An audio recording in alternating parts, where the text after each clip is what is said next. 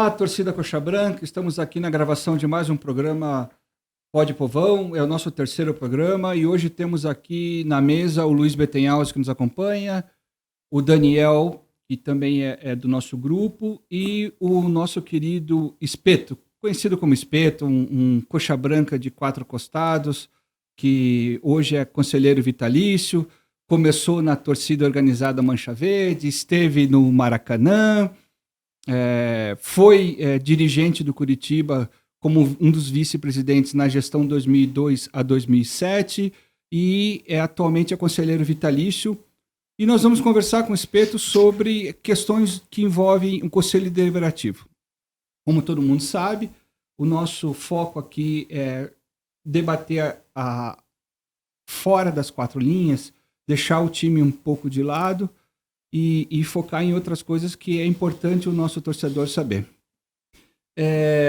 Espeto, eu queria que você começasse falando sobre a elaboração do novo estatuto. Você participou das tratativas, você estava presente desde o começo. Nos conte um pouco do início dessa tratativa, como é que foi, quando foi, até chegar na aprovação do estatuto pelo Conselho. Bom, antes de tudo quero agradecer, o convite, é um prazer estar aqui com vocês. Eu sou conselheiro vitalício, sou conselheiro do clube desde 1998, como você falou, eu fiz parte de torcida organizada, fiz parte da torcida jovem, isso em 1978, depois fui, junto com meu amigo Jango, fui um dos fundadores da Mancha Verde em 1983, estive lá no Maracanã, fui como o chefe da torcida, porque os membros da nossa torcida, os mais velhos, pelo fato do jogo ser numa quarta-feira à noite, não puderam ir, então o Jango, o Betão, o pessoal mais antigo não puderam ir ao Maracanã. Na época eu tinha 20 anos, ainda estudava, então matar a aula era mais fácil do que abandonar o emprego para ir para o jogo. Essa é um pouco da minha história, eu tô depois em 98 eu entrei para o conselho, sou conselheiro desde 98, daí me tornei vitalício e continuo lá, fiz parte 6 anos da gestão do presidente Giovanni Jonedes, e a gente tem muita história para contar. Belo relato do torcedor, Espeto. Voltando à nossa questão, conte um pouco para a gente sobre esse processo do novo estatuto. Se você se lembra, se você participou, desde quando começou, por que começou e até chegar à aprovação. Então, esse novo estatuto vem se arrastando já há muitos anos, essa reforma estatutária. E no começo da atual gestão, não sei se dá para dizer assim, porque eu fiz parte de uma chapa, que bateu chapa com a chapa ideal, e como eu sou conselheiro vitalício, eu me dispus a fazer parte da comissão da reforma estatutária. Então isso há 2 anos atrás, 3 anos já, começou-se a trabalhar essa reforma estatutária, que já estava bem avançada, só que aí entrou a questão da SAF, E aí com a entrada da SAF, eu não participei mais dessa reforma que foi feita, essa última, que está sendo, que foi aprovada ontem no Conselho e que está indo para a Assembleia agora para aprovação. Obviamente que li tudo, vi todas as questões que estão estabelecidas no Estatuto, concordo com praticamente quase tudo, tem coisas que a gente discorda, mas faz parte de um processo, de um processo político dentro do clube, e assim, eu venho falando, e claro, cada um tem a sua opinião, essa é a minha opinião, sei que posso receber críticas, mas eu entendo que o atual momento do Curitiba, o menos importante agora é a reforma estatutária, é esse novo estatuto, porque está tentando se adaptar o estatuto a uma nova realidade de uma nova associação. Então, assim, eu vejo muita gente criticando o estatuto e tudo mais, só que, assim, essas pessoas não vão se tornar sócias da associação, porque a associação não vai ter mais nada para oferecer, O presidente Giovanni esteve aqui e falou isso para vocês, O cara, o torcedor, o sócio, ele precisa ser sócio da SAF para poder entrar no estádio, né? E daí teria que ser sócio da associação que não tem nada, né? Além do que nós não temos mais nem direito a voto, né? Claro, tem direito a voto para a associação, mas no caso do futebol mesmo, que é o nosso carro-chefe, né? As eleições não vão interferir em praticamente nada, né? Então, assim, o Estatuto Novo, ele foi desenhado por uma associação com poucos sócios, né? Claro, essa associação pode crescer, pode vir a ter outros esportes, pode, né? E aí, quem sabe, se faz uma nova reforma, né, estatutária. A gente nunca vai ter um estatuto 100% que todo mundo goste, não vai ter, né? É importante só analisar as questões principais, né, para que também não vire uma esculhambação. Então, né, eu sempre falo assim, as pessoas se preocupam muito com o estatuto, só que a minha preocupação maior é o regimento interno do Conselho Deliberativo. E vem depois. Entendeu? Porque assim, não adianta você dizer lá no estatuto, lá, a desaprovação da conta, não sei o quê. Tá, mas e se desaprovar a conta, o que acontece? Quem estabelece a punição é o regimento interno. Então, se você não tiver estabelecido no regimento interno qualquer tipo de punição, não adianta nada, o estatuto lá está escrito que as contas não foram aprovadas, né? Então, esse novo estatuto ele foi adaptado para uma nova realidade que a gente quer queira, quer não, né? Quer gostemos ou não, a gente vai ter que se adaptar, né? Afinal de contas, a SAF foi colocada em votação, né? Acho que esse processo, no meu entender, foi invertido, né?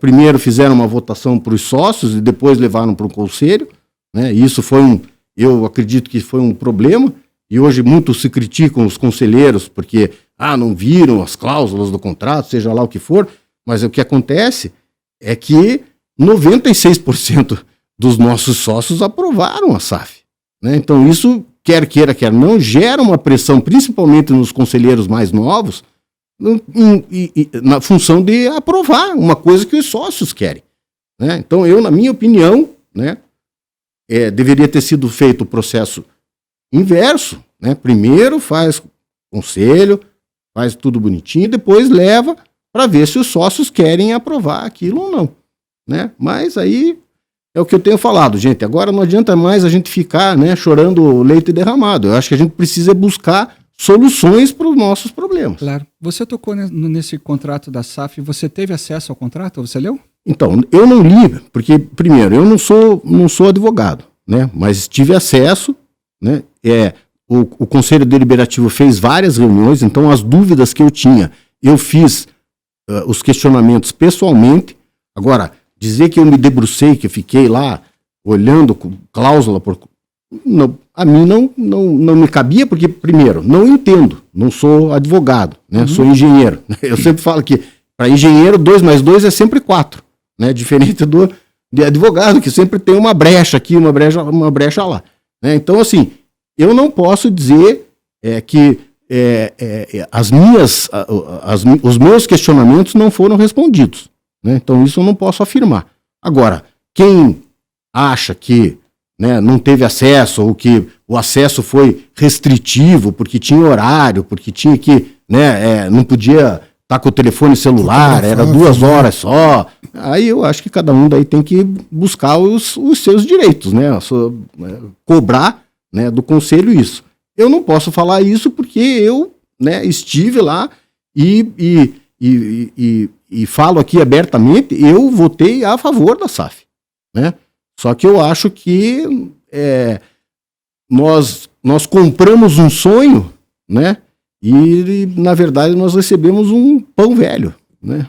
Assim, eu acho, e isso eu falei ontem na reunião do conselho, eu acho que o que faltou, né, para todos nós, e aqui me coloco também junto nessa situação, eu acho que o que faltou para nós dentro desse contrato com a SAF é ter criado mecanismos para fiscalizar, né, ou para cumprimento da SAF, cumprimento de metas. Não tem como você exigir no contrato, né, cláusula de performance. Tudo bem, você não precisa colocar no contrato, mas você pode ter outros mecanismos que você possa, né, verificar isso, né? Então, eu acho que o grande não sei se é solução, mas uma das coisas que o clube precisa, que a associação agora, né, precisa trabalhar é nesses mecanismos, né, porque senão a gente vai ficar sempre à mercê da decisão, né, do investidor, né, aquela coisa toda. Então, assim, a gente precisa criar essa situação para poder, né, exigir da SAF aquilo que foi, pelo menos, falado, né, e isso foi falado realmente, né, eu estive na reunião que o Bruno D'Ancona esteve na reunião do conselho, e eles colocavam o Curitiba entre os 10 principais times do Brasil, ou, né, pelo menos esse é um objetivo, só que já tiveram que rever a meta, né. Então eu acho que o que precisa é ser um pouco mais incisivo. Mas nós só temos 10%. Mas nós temos 10%, né? Não é porque a gente é minoritário que a gente não pode exigir. Afinal de contas, é a nossa associação, né? É o Curitiba Futebol Clube. Claro. E você é um membro muito influente no Conselho Deliberativo. Você vê a abertura nesta gestão do Conselho para que se fiscalize mais, para que se cobre mais? Olha, isso é difícil de te responder, Reginato, porque assim, quando a gente perde uma eleição, né, obviamente, a gente não quer atrapalhar, né? Inclusive, com essa possibilidade de você remotamente acompanhar as reuniões, muitas das reuniões, eu acompanhei remotamente porque eu não queria atrapalhar, né? Eu acho que a gente ajuda aquele que não atrapalha, né? E a gente vai na confiança, né, de quem assume o clube, porque eu não acredito que as pessoas vão lá se candidatar, né, botar sua cara a tapa, ser xingado, ser ameaçado, para ir lá e querer se beneficiar do clube, né? Então a gente acredita nas pessoas, né? Então, assim, eu acredito que eles foram, ou pelo menos tentaram, ir pelo melhor caminho, porque assim, a gente precisa também pensar, né, que o Curitiba tem uma dívida gigantesca, né, e que está difícil de se controlar. Agora, o que a gente quer é que se cumpra aquilo que realmente se prometeu. Assim, os pagamentos estão em dia, salário em dia, tá tudo bonito. Eu também, na minha época, o salário também estava em dia, estava tudo bonito, o clube tinha certidão negativa e tudo mais, nós caímos para a segunda divisão e foi pau na gente o tempo todo, né?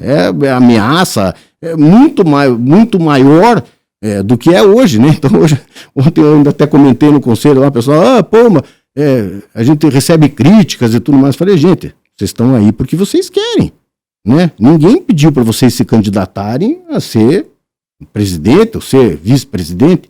Então, as pessoas que assumem um clube de futebol têm que estar cientes dessa realidade, né?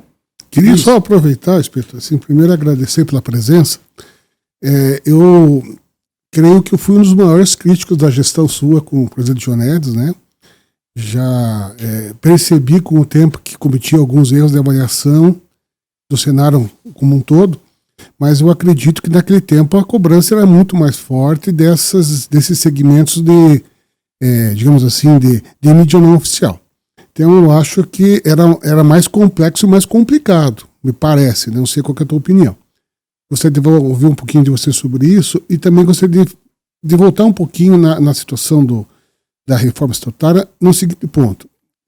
Não está pacificado, não está bem claro para algumas pessoas ainda se, quem integra o conselho viu exatamente a mesma documentação do que aquelas pessoas que são sócios, que marcaram o horário, tiveram uma hora para ver 572 páginas, nas quais não estavam acessíveis documentos sigilosos ou não, e também assim esse processo, né, de alternância de informações que começou com uma proposta que era não venderemos mais do que 49% e depois chegou-se a vender 90%. Houve algum diálogo, algum debate, alguma conversa, algum combinado entre essa mudança de cenário de 49% para 90% com o conselho ou não? Bom, vamos começar pela primeira, né? Primeiro, assim, fique tranquilo, Luiz, porque assim, eu não guardo rancor de ninguém, principalmente das pessoas que criticaram a gente na nossa época, né, quando a gente estava na gestão, porque eu não entendo que a culpa seja do torcedor. Eu acho que a culpa de tudo aquilo que aconteceu foi a política interna do clube, né? Porque até o presidente Giovanni falou aqui no programa aqui de vocês também, a questão da assinatura do Evangelino, né? Assinatura falsa do ex-presidente Evangelino. Como é que o torcedor ia saber, né, que existia um documento que estavam duvidando da assinatura? É que tudo se vazava dentro do clube para nos prejudicar, né? Tudo era se criava uma situação interna e a gente preocupado, né? Porque a gente tinha caído para a segunda divisão, né? Foi uma eleição, nós caímos no domingo e a eleição foi no dia seguinte. Segunda-feira nós tivemos que fazer até num hotel a eleição por causa da briga e nós ganhamos por 1 voto, né? O G9 na época ganhou por 1 voto e nós perdemos por 1 voto no Conselho Deliberativo. Então o Conselho Deliberativo ele era, não vou dizer que totalmente contra, mas a grande maioria era contra a gente, né? Tanto é que a gente não sequer era convidado para as reuniões do Conselho, né? Porque assim, só para vocês entenderem, o Conselho de Administração só pode participar da reunião do Conselho Deliberativo se ele for convidado, porque a gente se licencia, né, do Conselho Deliberativo para fazer parte do Conselho de Administração. Então a gente não tinha condições nem de ir lá no Conselho se defender, né? A gente queria se defender das coisas que levantavam contra nós, né? Então, quanto a isso, eu não tenho rancor, eu tenho assim, fico chateado com algumas pessoas, né, da política, que inclusive são conselheiros até hoje, né, que criaram toda essa situação contra nós, né? Criaram a situação do Pangaré, né? Deturparam o que o Giovanni quis dizer, né? É aquela história, né? Pangaré por Pangaré, eu fico com os meus. Mas ele queria, na realidade, era fortalecer o grupo, né? Dizer, olha, eu não vou trazer mais um qualquer aqui se tem um fulano de tal aqui, né? Então isso faz parte. E isso é importante até, só misturando um pouco as coisas, né? Porque assim, eu ouço muito, né? E ouvia muito a questão de que dirigente não tem que se meter no vestiário, né? Dirigente tem que ir lá, dirigir o clube, pagar salário. Não, gente, né? O futebol hoje brasileiro está nessa situação porque os clubes estão entregando, né, o seu prato principal, que é o futebol, para os profissionais, né? Os profissionais que estão sempre, né, circulando pelos clubes, né? Só você ver. O cara do Grêmio veio para cá, o nosso cara que estava aqui foi pro Grêmio. Do Grêmio não, pro Cruzeiro, né? O CEO, né?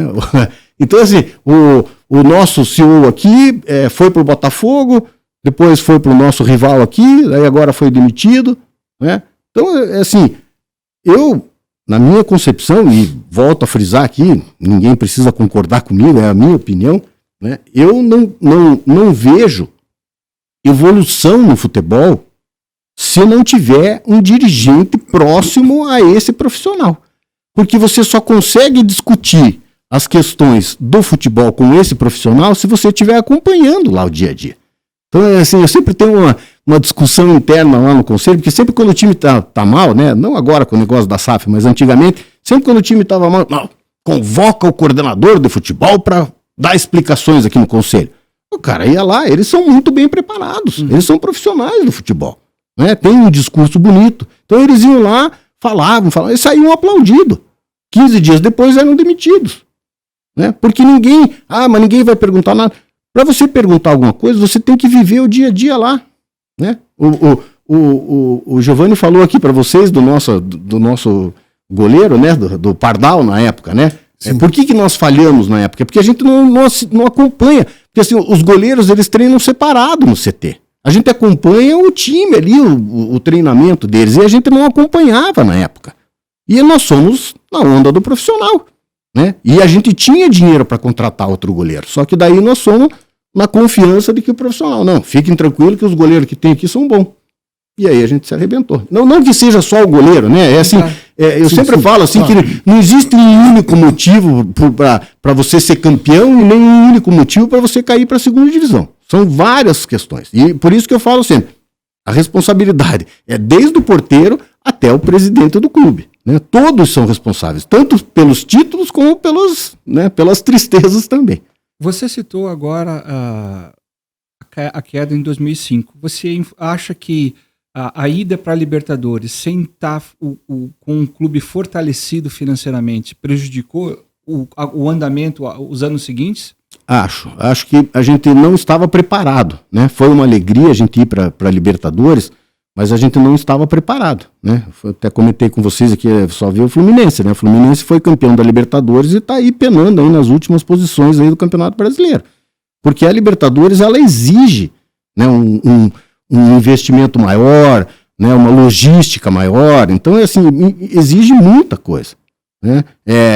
O pessoal que vai fazer vistoria do estádio, que vê desde iluminação até saída de emergência, então é assim uma série de coisas, né? E você acaba desfocando do teu principal, que é o Campeonato Brasileiro, né? Então assim, nós fizemos vários investimentos, né? O pessoal lembra, Luiz Mário, Aristizábal, né? A gente tinha um time forte, né? Mas infelizmente a gente não se classificou, porque não era o mesmo modelo, né, de Libertadores como é hoje, né? O modelo de grupos, de classificação e tudo mais, né? Então, não vou dizer que foi o motivo principal da gente ter caído em 2005, né? Mas ajuda porque a gente teve que fazer investimentos e nós tivemos muitos problemas, né? O presidente Giovanni esteve aqui falando, né? A questão da nossa dívida era uma dívida gigantesca, né? O nosso CT estava indo para leilão, né? Pelo Bradesco, né? Então foram feitas várias negociações e as vendas dos atletas, né? A negociação do Giovanni com o Clube dos 13, com a Rede Globo, isso aí nos deu uma sustentação, né? Além do que a gente tinha muitas dívidas com conselheiros, com torcedores que botavam dinheiro lá antigamente, então isso tudo ele conseguiu equacionar, né? E a gente entregou em 2007 o clube com, né? As pessoas falam, não pagaram o 13º e nem férias e tal. Claro, porque se a gente perdeu a eleição, quem paga o 13º é a gestão que está entrando, não é a gestão que está saindo, né? É porque é no início de dezembro, né? Exatamente, né? Luiz, quer complementar alguma coisa? Desculpe, Luiz, voltar. Volta lá na tua pergunta. Essa lá que quente. Porque assim, várias pessoas entram em contato e têm essa dúvida, né? Afinal, a documentação que o quadro de conselho deliberativo teve acesso foi a mesma que foi disponibilizada ao quadro associativo, sim ou não? E nessa documentação, eu não vi porque era uma determinação de ter sigilo. Bom, se é sigiloso, não fui ver, evidente. Para mim é evidente. Mas assim, agora recentemente, ex-presidentes do clube, pessoas com inquestionável representatividade, né? Formataram um pedido de acesso a 6 documentos específicos. Esses 6 documentos, nas vistas ao Conselho Deliberativo, estavam ou não disponíveis? Então, como eu te falei, Luiz, como eu não sou advogado, né, o que eu posso te dizer é que a documentação que estava lá para os conselheiros era a mesma documentação que estava para os sócios, né?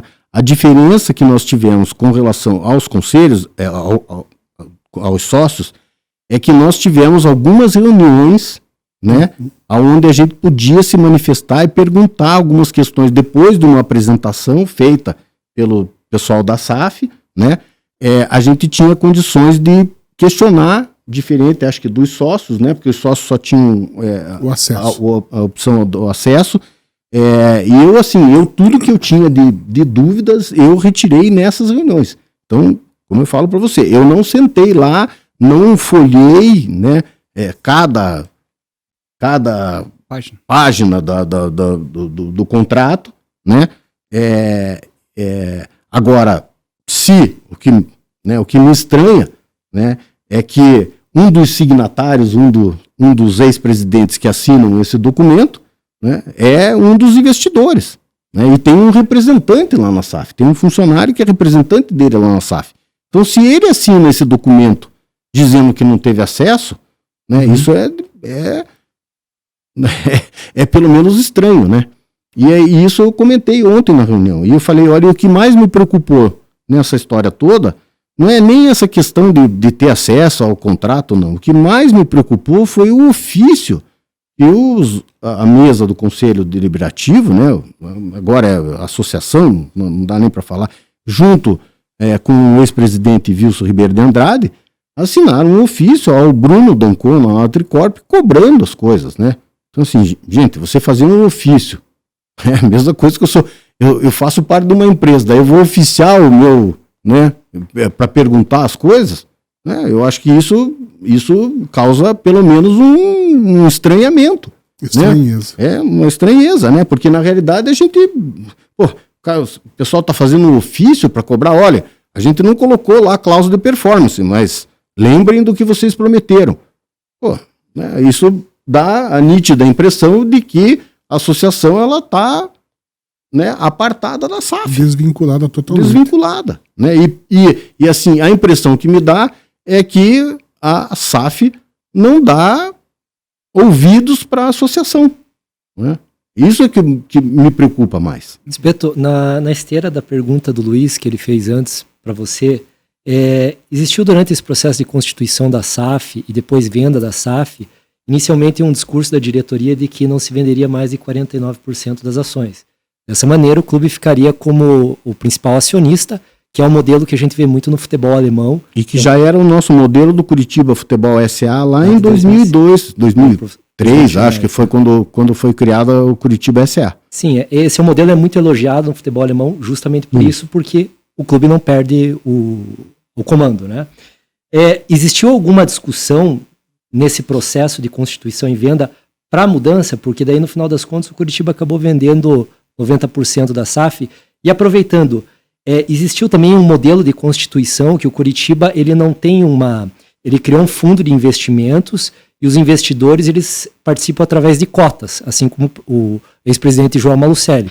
Entretanto, a gente não consegue saber quem são as outras pessoas, porque justamente a lei... A cláusula de confidencialidade. A lei passou primeiro, depois foi vetado isso, né? E acabou sendo aprovada assim. Existiu essa discussão de seguir esse modelo onde os investidores não seriam identificados? Não, Daniel. Quando chegou para nós a SAF, ela chegou meio que o pacote pronto. Né? Então, assim, não tinha essa questão de percentual. Né? O que alegaram para nós, né, pelo menos que eu sei, é que o investidor, pela situação financeira que tem o Curitiba, pela dívida que tem, ele quer ser o dono do negócio. Né? Ele não quer deixar, não quer investir numa coisa que, a princípio, não está dando certo porque, né, a dívida só vem aumentando. Né? Então, essa foi a situação que nos colocaram. Uhum. Nunca foi discutido as questões de percentual. Se é 60, se é 10, se é 40, isso nunca foi falado. E acho, né, isso é uma opinião minha, e falei ontem também no conselho, acho que talvez a gente tenha se precipitado, né, em vender a SAF para o primeiro investidor que apareceu. E nessa toda... Acho que não fizeram, talvez, claro, fizeram estudos e tudo mais, né, do fôlego financeiro da empresa que está comprando a SAF e tudo mais. Mas acho que não se tocaram a questão de ter conhecimento do futebol, que é o nosso carro-chefe. Né? Então, assim, eles são profissionais, está tudo certo, a administração está bem, obrigado, mas o nosso prato principal, que é o futebol, está mal das pernas, né? E a gente vê aí que os investimentos que estão sendo feitos, né, estão sendo feitos da mesma maneira que se criticava tanto os ex-dirigentes que iam lá, contratavam fulano, contratavam ciclano, né? Assim, a grosso modo, né, em termos de gestão de futebol, não estou falando de gestão administrativa, estou falando de futebol, nada mudou, né? É um entra e sai de treinador. Olha quantos técnicos nós mudamos aí só esse ano, né? CEO, chegou uma hora que a gente não tinha mais CEO, não tinha mais diretor de futebol, já não... Eu falo diretor, coordenador, porque tem esses nomes bonitos aí também, que, né, para mim é coordenador de futebol, é diretor de futebol, que é isso que é o que funciona. E aí, assim, num clube de futebol, cara, os jogadores, eles escutam duas pessoas, é o presidente e o treinador. E olha lá o treinador, porque às vezes querem derrubar o treinador. E o Curitiba, ele acabou adotando um modelo de SAF que ele não tem essa figura, por exemplo, no Botafogo, o John Textor. Isso. No Cruzeiro você tinha o Ronaldo, e o Curitiba, por ter adotado esse modelo de fundo de investimento, que são investidores esses que têm um nome reservado, ele acaba não tendo essa figura. E daí joga toda a responsabilidade em cima de um profissional, né? E deixa o profissional tocar. Só que é como eu falei para vocês, se não tiver um dirigente, né, do dia a dia, acompanhando o trabalho desse profissional, eles fazem o que bem entendem, né? E aí trazem jogadores, trazem treinador, né, que muitas vezes vem aqui para ficar no departamento médico, para receber o seu salário, né? Então é importante essa figura, né, do dirigente acompanhando esse trabalho. Né? Eu queria só aproveitar, Espeto, da linha do Daniel, uma dúvida seguinte. Eu não estou aqui para defender conselheiro nenhum, muito pelo contrário, né? Mas, assim, a leitura que eu tive, assim, houve uma colaboração de 3 esferas complementares, que foi uma comissão específica, o Conselho Fiscal e o Consultivo. Evidentemente, boa parte disso, as lideranças eram do grupo ideal, porque é parte do jogo. Beleza, isso daí não faz parte. Isso que é importante lembrar, né? Porque nós perdemos a eleição, né, Luiz? Eles ganharam com 75%. Se você somar 75% dos conselheiros, mais alguns conselheiros natos e vitalícios que apoiaram a chapa deles, eles têm a grande maioria, né? E daí, assim, as pessoas criticam, né, os conselheiros natos e vitalícios. O pessoal fica a vida inteira lá. Se não são os natos e vitalícios questionar num momento desse, não seria questionado, nada seria questionado. E aproveitando, assim, nesse debate, eu li o parecer do fiscal e lá estava, não teve nenhuma ressalva, né? Em 572 páginas. Então eu imagino que eles tiveram mais do que uma hora. Isso é uma dedução minha, né? Acredito que tiveram mais tempo, até pela figura de ter alguns debates naquele fórum específico, que eu acho super válido. Acho que esse processo devia ter sido expandido aos sócios. Mas, assim, lá no parecer diz o seguinte, que haviam 3 propostas, uma nacional, do grupo que acabou comprando, uma dos Estados Unidos, uma norte-americana e uma europeia. Essas outras 2, foi algo apresentado? Nunca foi apresentado. E o motivo de por que escolheram o grupo nacional? Por que e como, né? Como que foi feita essa escolha? Foi isso que eu falei para vocês. Eu acho que o clube se precipitou, né, num primeiro momento. Que é aquela situação, né, gente? Quando a gente está devendo, né? Aí qualquer coisa, né? Eu sempre brinco assim, se você tem um apartamento lá que tá alugado lá, que você não precisa vender, o apartamento custa R$500 mil, né? Se você precisa vender, você vai ter que vender por menos de 500. Se você não precisa vender, chega um comprador e fala, eu quero 550. Não, mas 550 eu não te dou. Então tá bom, eu não vendo, né? Só que a nossa situação é o inverso, né? A gente tinha uma dívida de 200, quase 300 milhões, né? Uma situação praticamente insustentável, né? Pelo menos é o que o pessoal diz lá, né? Porque a gente não faz parte da gestão. Então é difícil de eu vir aqui e falar alguma coisa mais interna, porque eu não faço parte da gestão. Eu sou conselheiro, mas eu não faço parte da... Então eu não participei dessa negociação toda. O que eu posso dizer para vocês é que foi falado que tiveram essas outras 2 propostas, mas nunca levaram isso ao conselho, sem detalhar. Não sabemos nem o nome das empresas que apareceram, né? Então por isso que eu volto a frisar. Talvez a gente tenha, né, o clube tenha se precipitado em vender a SAF para o primeiro comprador que apareceu, né? Tem um artigo no novo estatuto que trata da questão de cargo vitalício a 2 presidentes da gestão anterior, né? E o que torna não se torna esse assunto meio impessoal, que o estatuto deveria ter como premissa. Esse tema, como que foi tratado dentro do Conselho Deliberativo? Então, esse tema ele foi tratado junto com os outros artigos do estatuto. Fazia parte do pacote. Eu fui contra, né? Mas como eu falo para vocês, a gente não... eles têm a grande maioria no Conselho, né? Não sou a favor disso. Eu acho que, assim, precisa se cumprir, por pior que seja o estatuto precisa ser cumprido, né? Criaram uma brecha, alegando que seria importante essas pessoas estarem no conselho até para que possam dar explicações, no caso da SAF, né? Afinal foram eles que fizeram a negociação, né? E a gente foi voto vencido, né? Porque as emendas estatutárias, né? Nós tivemos uma reunião que foram feitas as emendas, primeiro foram encaminhadas por e-mail, depois foram colocadas uma a uma para votação, né? E só para vocês terem uma ideia, esse artigo aí sequer foi colocado em votação, já foi matado já na raiz já. Beleza. E quantas emendas foram apresentadas? Você tem uma ideia?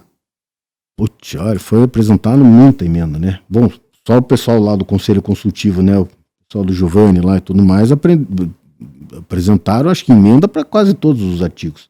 Porque tinha uma confusão no novo estatuto vinculando a SAF. A SAF né? é a Associação Curitiba Futebol Clube. Exatamente. Então, mas nesse ponto eu acho que foi tudo razoavelmente tranquilo, entende? Porque a mesa do Conselho acatou, acho que 95%, 97% das emendas. As questões foram bem... não sei esse artigo aqui, mas os outros artigos, quase todos eles foram votados e assim, teve toda a liberdade das pessoas apresentarem lá. É que assim, muita gente faz parte do conselho, mas não participa ativamente, né? Então, assim, não contribui, não manda uma emenda, alguma coisa. Então, aí depois saem criticando, né? Então, eu com relação ao estatuto, é como eu falei para vocês, eu acho que dos nossos problemas é o menor deles. Na esteira da questão do estatuto, Espeto, tem uma parcela da torcida que tem criticado muito o novo estatuto, que foi aprovado pelo Conselho Deliberativo, mas que não foi ainda para votação, que ainda se mantém um teor de um clube muito fechado. E hoje em dia, na questão da governança, se discute muito a questão da abertura mais das associações, a democratização, a independência dos poderes. Por exemplo, a gente vê no Estatuto do Curitiba ainda o Conselho Fiscal eleito pelo Deliberativo, ou a maioria do Deliberativo que elege o presidente. Então, alguns elementos aí que nos parecem ainda um pouco arcaicos ainda do nosso Estatuto. Existiu nesse todo esse tempo de discussão do Estatuto alguma coisa em relação a isso, de tentar se adequar a essas novas perspectivas de democratização e abertura do Então, isso tudo estava sendo construído naquele estatuto que eu participei da comissão, né, antes da entrada da SAF. Isso tudo estava sendo proposto nesse novo estatuto. Com a entrada da SAF, né, ficou mais restritivo. Obviamente, gente, quantos sócios vocês acham que a associação vai ter? Uhum. Né? Então, assim, a associação ela ficou mais restrita ainda do que já era. Porque, assim, eu sei que muito torcedor está criticando, mas a grande maioria dos torcedores não vão ser sócios da associação, porque não tem benefício nenhum. Uhum. Entendeu? Outro problema que eu acho que nós vamos criar, mas aí é um problema da SAF, é que as pessoas não precisam mais ser sócios do clube. Eles vão escolher os jogos que querem ir. Avulso. Jogos avulsos. Então, por exemplo, nós não, né? Porque nós somos doentes aqui, a gente vai em tudo quanto é jogo. Mas, por exemplo, um cara que é um torcedor, só que é um simpatizante, vamos dizer assim, ele vai ver Curitiba e Mirassol, ou ele vai ver Curitiba e Santos? Ele vai ficar sócio para ver Curitiba e Avaí, Chapecoense, não sei o quê, ou ele prefere só comprar o jogo contra o Santos, que é um jogo, pelo menos que é um jogo importante, ou ele vai só na final, né? Então, isso é uma coisa que talvez a SAF não tenha avaliado, né? E que era uma briga nossa, né? Uma luta nossa, né? Eu me lembro de 2002, o Luiz estava lá, porque a gente fazia parte do Coriação, que a gente estava cadastrando os sócios. Por que é importante o clube ter os sócios? Para ele poder fazer uma previsão orçamentária com a receita do sócio, né? Porque ingresso, você não tem noção de quanto que você vai vender. E o sócio não, você pode fazer um planejamento orçamentário, né, com a receita do sócio. Essa receita toda está passando para a SAF. Agora, será que essas pessoas continuarão sendo sócias? Né? E outra, vão ter que pagar a SAF e vão ter que pagar a associação. Por que eu vou pagar uma associação que não me dá direito a nada? Ah, mas você vai ter direito a votar no presidente da associação. Tá, eu vou votar no presidente da associação que vai indicar um cara que vai ter 10% lá na SAF, que a princípio não tem voz para nada, porque eles não dão ouvidos para a associação. Então qual é a vantagem? Né? Então, assim, infelizmente, a associação ela ficou mais restrita ainda, porque vai ser uma coisa muito menor. E é por isso que o estatuto foi adaptado. E falando nessa restrição, Espeto, a minha dúvida é o seguinte: quando se discutiu a venda, né, entre aspas, o presidente Jonedes comentou isso, dessa venda, entre aspas, é assim, e a receita que deveria ser transferida para o clube, a associação, para nós nos mantermos, já que nós não temos mais direito a nada. Nós não temos exploração de loja, não temos um museu ainda que vai poder vender ingresso e não podemos vender ingresso de jogos. A grana para manter hoje, vamos supor que sai o estatuto amanhã, todo mundo aprova, beleza, vida nova.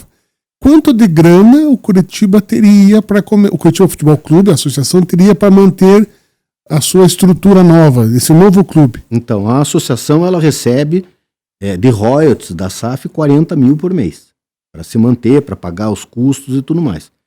Mas lembrem que a associação ela é também uma investidora. Então, assim, a partir do momento que a SAF der lucro, né, esse lucro tem que ser distribuído 10% para a associação. Após 4 anos. Isso. Então, porque eles não podem, né, para a associação e para eles também. Eles também não podem repartir lucro durante esses 4 primeiros anos. Então, nessa lógica, eu me pergunto, bom, se nós temos direito a esses dividendos, né, o nome que queiram aí, não seria interessante nós termos times mais competitivos, porque aí valorizaria, como valorizou no tempo da gestão de vocês, com jogadores mais jovens e indiscutivelmente de qualidade comprovada no mercado nacional e internacional, porque hoje eu não vejo isso.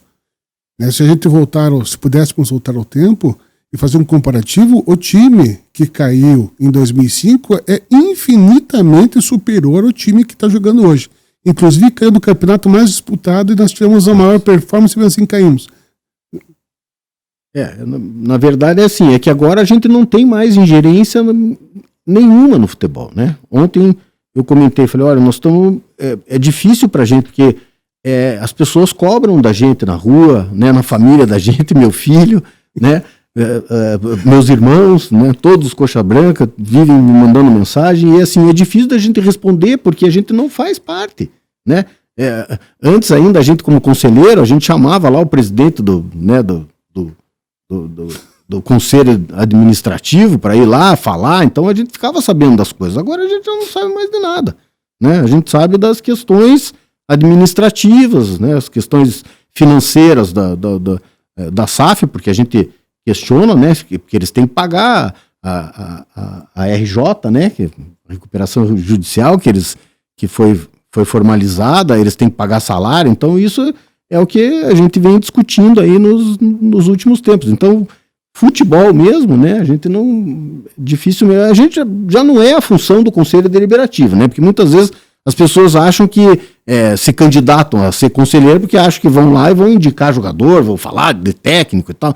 Não é essa a função do Conselho Deliberativo, né, a nossa função é institucional, né, obviamente que quando o campo vai mal, à época, a gente chamava, né, para esclarecer, para saber como é que estava, com as contratações, se tinha alguma previsão de alguma contratação de treinador, essas coisas. Hoje a gente já não tem mais, né? Então hoje a gente precisa oficiar, né, a SAF para ver se alguém aparece para a gente poder tirar as nossas dúvidas, né? Então assim, a questão agora, se você considerar também que nós também tivemos gestões, né, que nós contratamos mal também, que nós contratamos mal treinadores, o ciclo se repete, né? E é isso que eu acho que ficou chato, né? Porque na realidade a gente imaginava, né, que o Curitiba daria uma guinada, né, com a SAF, né? Que a gente não teria mais essa questão de ficar mandando um monte de treinador embora, né? De trazer jogador que está na terceira reserva, lá, quarta reserva, não sei de um time lá, não sei de onde. Mas as coisas se repetem, né? Então, assim, muito se falava de profissionalismo, né? Como eu falei para vocês aqui, o clube é profissionalizado quando eu entrei lá em 2002, em janeiro de 2002, o clube já era profissionalizado. Né? Tanto é que o modelo do nosso estatuto é esse, é um conselho de administração, é que as pessoas fazem confusão, entende? É presidente, é vice, não sei o quê, tudo bem, mas é de um conselho de administração, né? Que coloca o clube na mão de profissionais. Então a gente tinha 3 grandes coordenadorias à época, que era a administrativa financeira, que era o Walter, era o nosso coordenador, o de marketing e comunicação, que era a Isabel Todeschini, que era a nossa coordenadora de marketing, e o coordenador de futebol, que era o Oscar Yamato, depois passou a ser o Ramires já era o diretor de futebol, entende? Que tinha uma, né? Aí depois em 2006 foi o Capitão Hidalgo, depois foi o Viale, né? Então o modelo era esse, né? Então tanto o Capitão Hidalgo como o Viale eram remunerados, né? Apesar de terem uma história no clube e tal, mas eram os profissionais, né? Então pessoal, toda eleição agora nós não vamos ter mais isso aí, né? Mas toda eleição aparece, né? Sempre um projeto bonito, né? Dizendo, agora nós vamos profissionalizar o clube. Mas profissionalizar o quê, gente? Né? Você já está lá profissionalizado. Então, e o que a gente vê é que esse ciclo vem se repetindo. A hora que a gente achou que a coisa ia melhorar, né? Desculpe, está sendo tão amador como era na época das gestões de presidentes, como foi no passado. Você acha que ter um gestor de futebol coxa branca, que saiba das nossas identidades, da nossa história, facilitaria a vida da SAF? Não só no futebol, mas em tudo. Eu acho que a gente tem que... quando eu estava lá e a gente precisava contratar funcionário, né, a minha primeira pergunta na entrevista era para que tinha... mas ele pode te enganar. Pode enganar, mas a gente sabe quando a pessoa está enganando, né, que não torce para o time, só está dizendo que torce para ganhar um emprego. É fundamental, né? Em tudo, no marketing, né? Nós tivemos aí uma ação de marketing aí que botaram o zagueiro deles lá né? Aquilo é um absurdo, né, gente? Então, assim, se você tem uma pessoa que é ligada ao clube lá, fala, cara, não põe essa foto aqui, porque isso aqui não vai dar certo, né? Agora vamos mudar o escudo, né? Eu fui vaiado na reunião lá, entendeu? Porque eu critiquei, falei, por que precisa, que vamos mudar o escudo, gente? Né? Aí botaram lá um monte de escudo, o escudo do Real Madrid, escudo do... você veja, aqui tem os escudos, mas não tem o nome do escudo. Eu falei, quem é que não conhece o Real Madrid? Quem é que não conhece o Barcelona? Agora, saiu daqui, passou Colombo aqui, quem é que sabe que esse escudo aqui é do Curitiba, gente? Tem que estar escrito o nome, né? E graças a Deus eu ainda tive a sorte que teve um show lá no Couto Pereira, que acho que foi do Coldplay, que o cara... bateu uma foto com o cara com a mão assim e no fundo aparece o escudo do Curitiba. Cara, mandei pra Deus e todo mundo. Eu falei, cara, se não tá escrito o nome do Curitiba, as pessoas iam saber que os caras estavam fazendo um show no estádio Couto Pereira? Não iam. Né? Nós queremos te agradecer a sua presença, colocar mais uma vez a sua oportunidade de se dirigir ao torcedor coxa branca e encerrar esse nosso bate-papo aqui.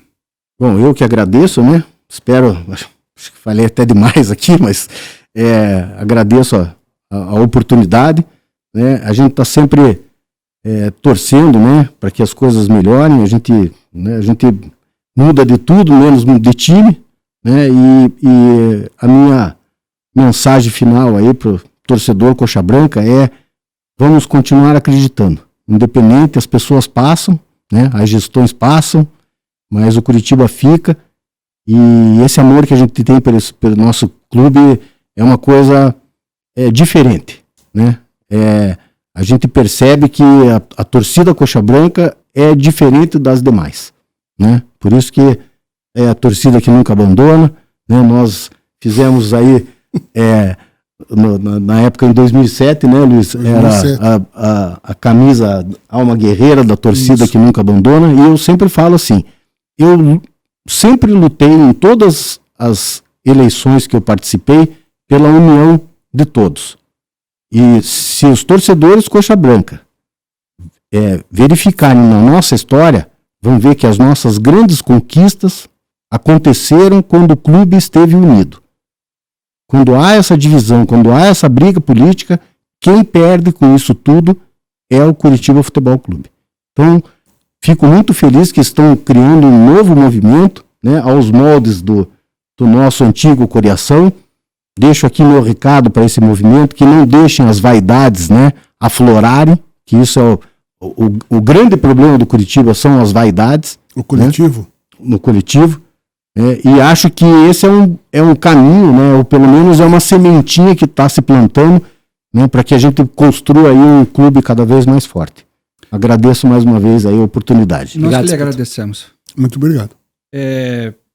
Nós temos o nosso grupo que elaborou esse podcast, o Pode Povão, uma regra interna em que a gente vai rodar o pessoal aqui da mesa, entre nós, e no próximo programa, quem estará à frente da apresentação é o Daniel, grande Daniel Ferreira, estará apresentando para vocês os próximos programas e os novos convidados aqui. Um abraço a todos, até a próxima.